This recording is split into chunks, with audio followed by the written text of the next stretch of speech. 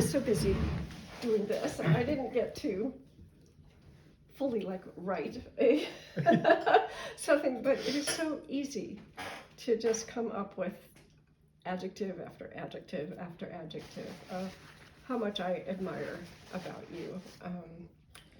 I'll start with how we met, because I think it's a funny story and very quintessentially Bob, which was that I knew I needed to go to graduate school. And at the time in my house, I was sharing bedroom with my son, and I knew I needed to have him sleeping elsewhere so I could study.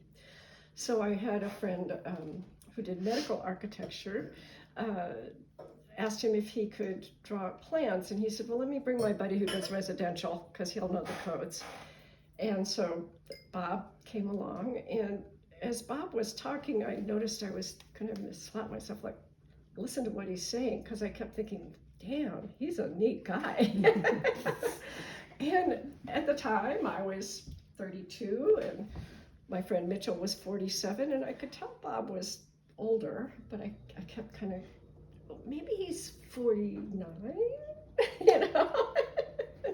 Little did I know that he was thinking similarly, well, maybe she's in her early 40s, I don't know. Well, Mitchell, it turned out, couldn't do the addition. He didn't really have time to do the plan, so I asked Bob if he would, and I said, what will you charge me? And he said, how's $10 an hour? So that back then was very cheap, and I thought, okay, there's something there. So we proceeded to have meetings. When Eden was with his dad, we'd have construction meetings. But eventually Bob said, could we go out for a date? And I said, sure. So we went to a movie, and Bob was talking about being at Cal.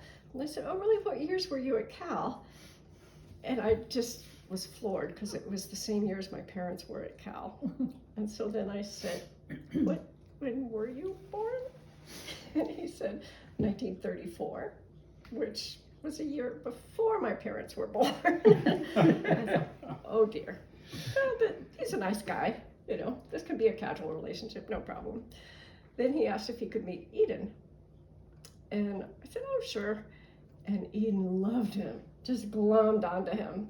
And I thought, uh-oh, if this is a casual relationship, that's not a good thing for Eden, you know. So I said, you know, our age difference, I don't think I can do this. And he said, okay. He said, can we still go out and be friends? I said, sure. So he calculated that I had... Yeah, that's a real clever Bob. Yeah. Great Buddha. Once the foot's at the door, keep the foot come back. You know, he was a Zen master even then. He decided that the $146 I had paid him for the plans, he would spend that on me on dates. And if I hadn't changed my mind by that, then no harm, no foul. He was even. So he learned quickly that I was a cheap date, because I was happy to go hiking, or, you know, he didn't have to take me out to restaurants or concerts or anything. And I think it was right around your birthday, or not your birthday, when you guys got married, so April 3rd, when I had said, oh, just friends. But by the end of May, I realized, you know, I'm worried about what's going to happen 20 years from now when I have my freedom and Eden's gone, and I was worried I'd be a caregiver. Little did I know I've got the longevity master here. Mm-hmm. But I just thought, you know, I'm not going to worry about what may or may not happen 20 years from now and lose what's obviously just a wonderful match. And best decision I ever made. And I am so grateful to your mother for giving birth to you, and your family for raising, and you for how you threaded your way through your life to be a person of such intelligence and inspiration, creativity, wit, charm, and just the light of my life. I literally, the Post-its changing to yellow is for both of us. It brought a lot of light to my life too. So, happy 90th birthday. Happy birthday. Yeah.